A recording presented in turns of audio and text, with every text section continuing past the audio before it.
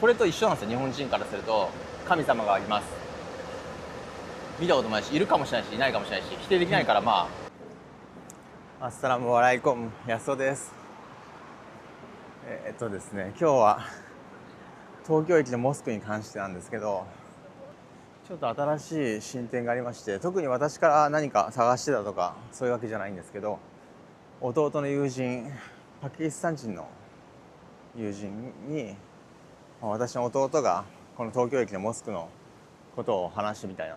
んですけど、こういうオフィスのレンタルスペースを借りて金曜礼拝をしているっていうふうに聞きました。今ねランチタイムだからこんな感じ。ここら辺のオフィスの人たちは上にね食堂とかがないんですよ。だからこういうとこでランチ買ってるみたいですね。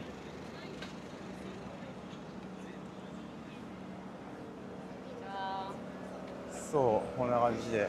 多分ここで私もよくわかんないですけどランチ買ってオフィスの中で食べる。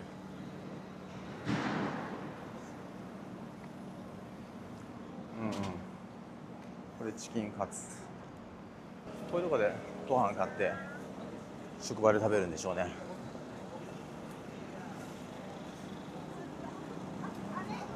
はは、向こうもある。そうじゃあちょっと話をまた戻しますと、私の YouTube に興味持ってくれた人がこんな感じ。この丸の内東京駅ステーションの近くに、礼拝所はないわけですよ。でそれで多分困ってるのか分かんないですけど、 4,5 人が集まってオフィスのレンタルスペースを借りて金曜礼拝をしてるみたいなんで、ちょっと今日はそこに行ってみたいと思います。実際どんな人なのか、何人ぐらいなのか、どのぐらいのスペースなのか全然分かんないですけど、あと困ってることがあるのかな、そして日本語とか話せるのかも分かんないけど、なんかちょっと楽しみですね。行ってみます。なんかこういうとこみたい。どこら辺か、だいたいここら辺ですね。ここが東京駅ステーションで、そこからちょっと北に行ったところ、もう近い気がするんだけど、どこだろう。こんな感じで分からん。ここら辺かな。マップだと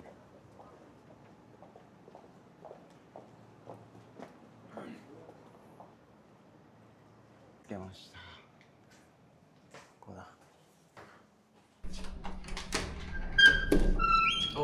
サラムアレイコム。はじめまして。はじめまして。安尾さん。安尾です。アリアンです。アリアン。はい。よろしくお願いします。おお、嬉しいですね。どう持ってきます？もうなんかそれぞれなんか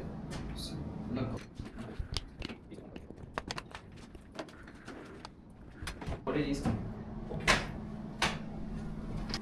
つもここなんですか？毎回場所変わる？毎回場所変わりますね。毎回前日に一番良さげな場所を見つけて、1時間だけ借りて。1時間だけかけてやってます。アッバル、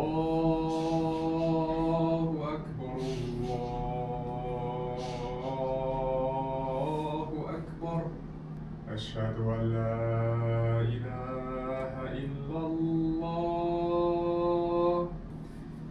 アスサラムアライコムわラヒマトゥルラヒわバラカトゥ。普段皆さんあると思いますけど、いろんな会社をやっていたりとか仕事حي على الصلاة حي على الفلاح قد قامت الصلاة قد قامت الصلاة الله أكبر الحمد لله رب العالمين ورحمة الله السلام عليكم ورحمة الله.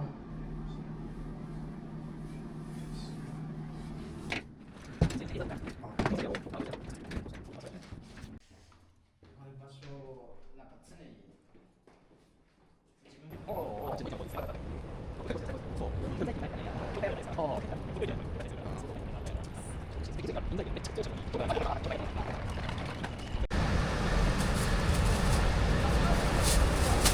たせしました。ああねこれ中で食べれるんですか？あ、もちろん。上とかもどうぞどうぞ。ああ中か上はある？上はない？上はキッチン。あ、じゃあここでいい。いい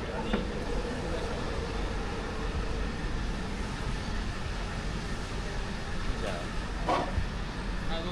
ない？はい、友達できたんではい。インタビューしていきたいというふうに思ってます。名前とかあと出身とか聞いていいですか？はい。アリアンと申します。出身ちょっと難しいんですけど、生まれは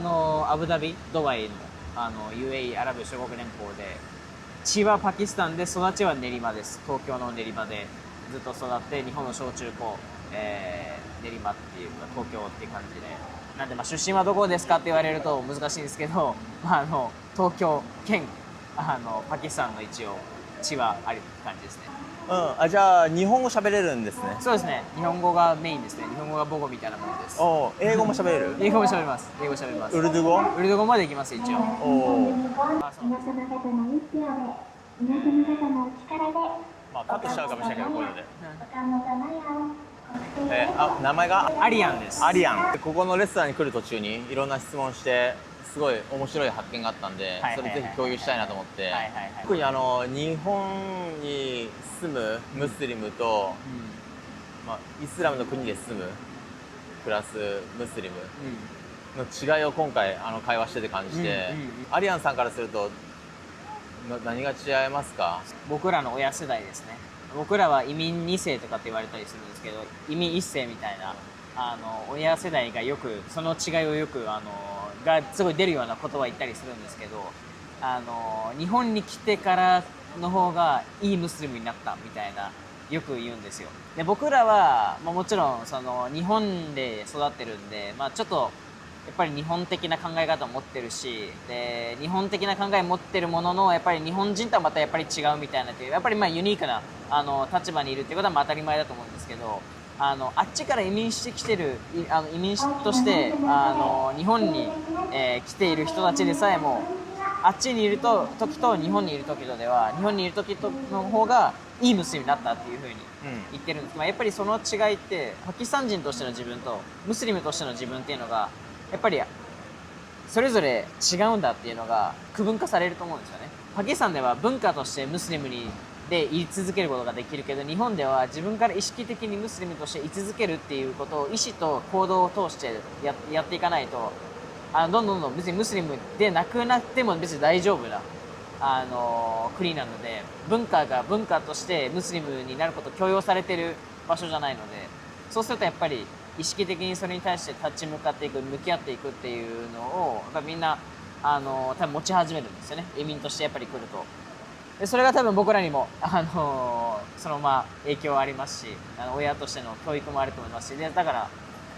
ムスリムっていうのを信仰っていうのを意識的にやっているかどうか、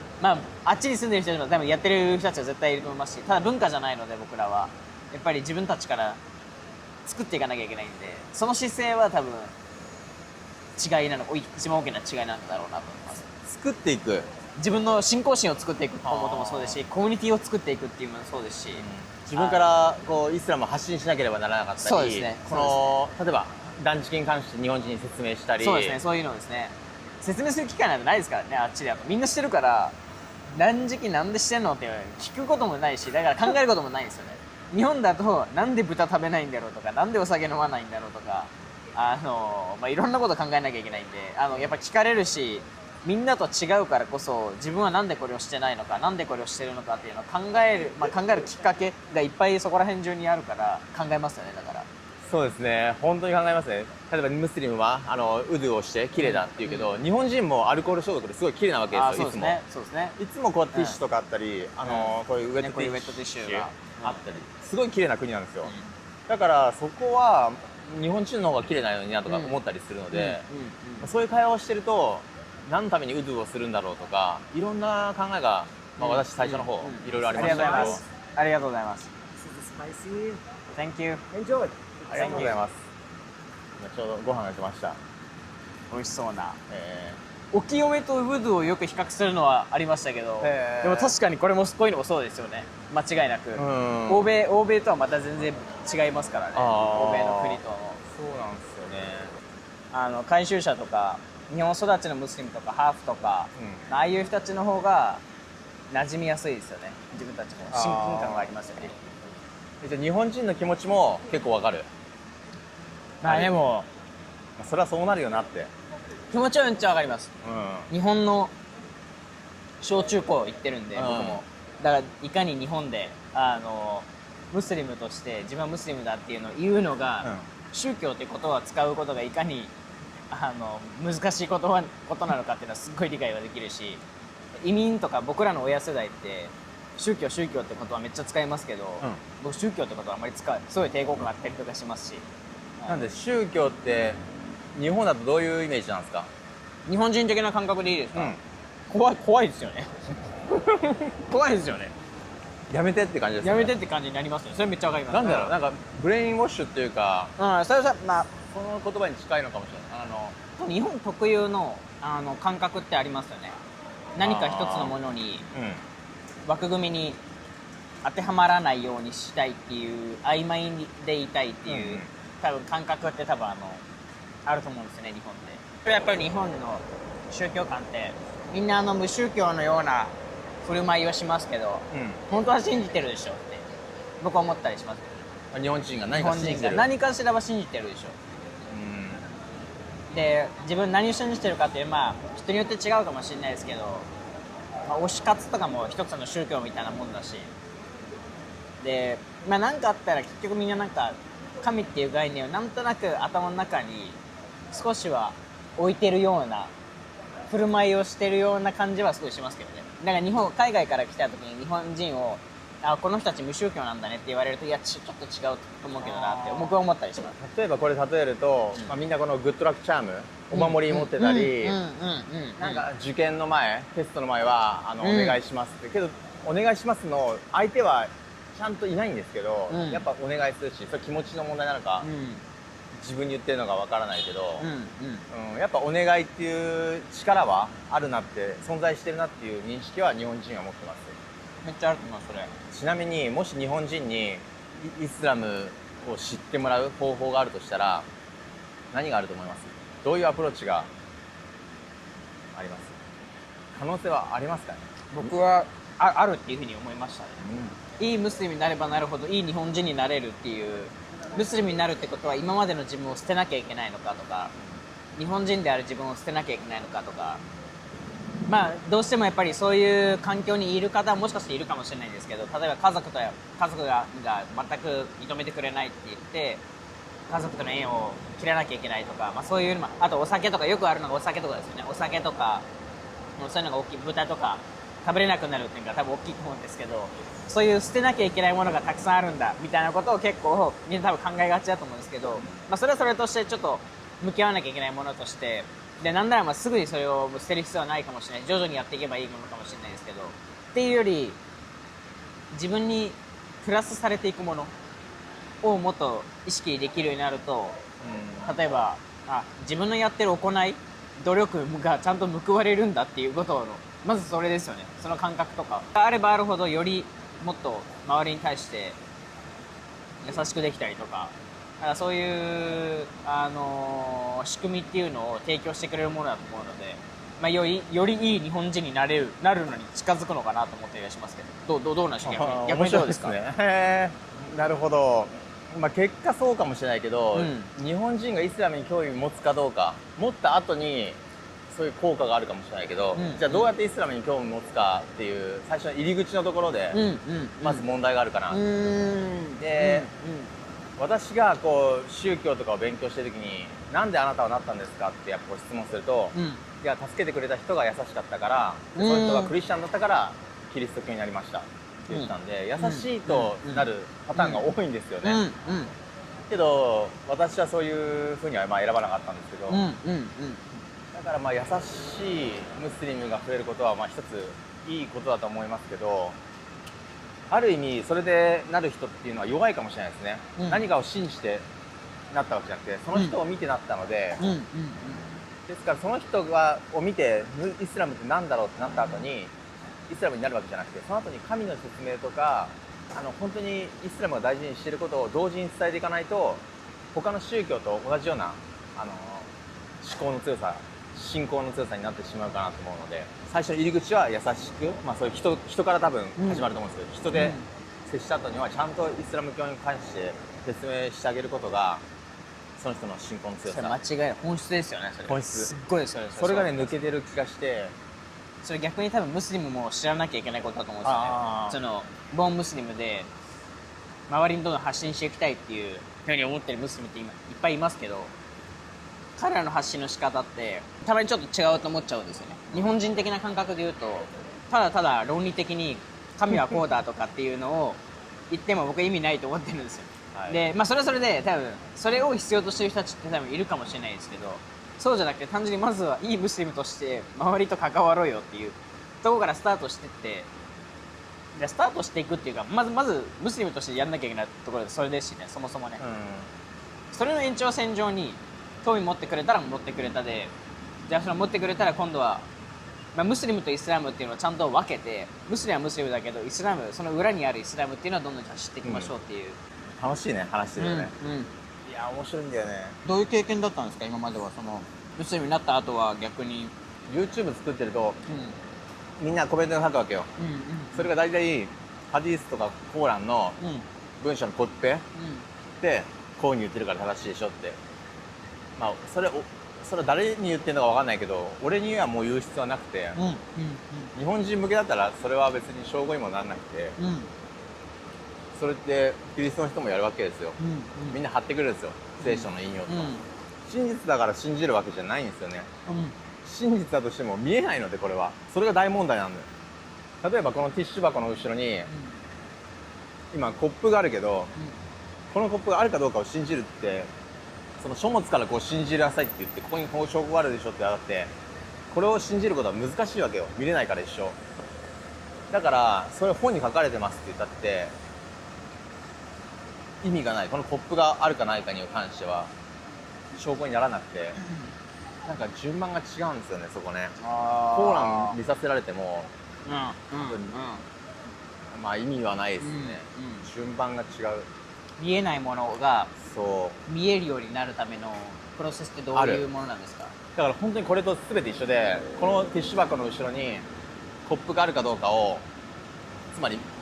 クリエイターがいるかどうかを確認しなければならない、でこの周りには学者とか書物とかいっぱいあるわけですよ、あるいや100種類あるとか3種類あるとか、いろんなパターンがあるわけですよ。それでこれを一つの存在がいるって確信するにはどうしたらいいか。その時にはこの人たちの意見とか本っていうのは証拠にはならないんですよね、参考資料にしかならなくて、そういう考え方もあるのか、結局これを一つだって知る方法っていうのは否定できなくなった時、つまり難しいよね。ミスとトゥルースの話があって、ドラゴンがいますっていうけど、ドラゴンも見たことないしいるかもしれないじゃん。そういう本もいっぱい書いてあるし、これと一緒なんですよ。日本人からすると神様がいます、見たこともないし、いるかもしれないしいないかもしれないし、否定できないから意見は言いません、ドラゴンもいるかもしれないしカッパもいるかもしれないじゃん。けどこのドラゴンとカッパとこの神様の違いっていうのは、こっちは否定できる可能性が、証拠が存在するんですよね、いろんなパターンから、でこれは否定する方法が一個も見つからない、だから一個見つけたら否定していいと思うんですよ。けど、私は見つけられなかった。こっちは多分否定する方法見つかっちゃうと思うんですよね。いくらでもあったけど、これだって作られた物語だからいるかもしれないよ。けど多分ちょっと調べたらいない証拠見つかっちゃうと思うんだよね。いやー、そうですね、間違いない。つまりこの裏にあるものが100個あるのか3種類なのか1個なのか。安田さんはどういうふうにそれを探求していったんですか？いろんな書物を読んだんですか？それともなんか何をしてその裏にあるものが問いをまず先に立てたのか。まず問いですね、質問で、その宗教指導者とかに、なんであなたはこういうふうにこういう理由でこういうふうに信じてるんですかっていうと、いや人によってはこういうふうに学者が言ってますって本とか出したりするんですよ。で私はその人に言ったのは、あなたは学者を信じてるんですねって言って、その人は死後の世界とか神の存在を信じてるわけです。その学者を信じてて、私の質問はそこじゃなくて真実知りたい話をしてるのに、その学者が言ってるとかなんとかじゃなくて、そこに責任を委ねてるじゃん。もしじゃあそれが間違ってた時に、あなたは責任取るんですかって言っても多分学者のせいにするわけですよ、と言われてたって、そういう人多いんですけど、昔からこう言われてますとか、ね、そういう文化がありますとか、本人も分かってない、全部先祖のせいにするんですよね、それと一緒だなとかそういうふうに思っちゃったんで。このレッスン初めて配信して初めてご紹介しましたし、このレッスン来る時にいろんな質問してすごい面白いなって、こういうしたいので。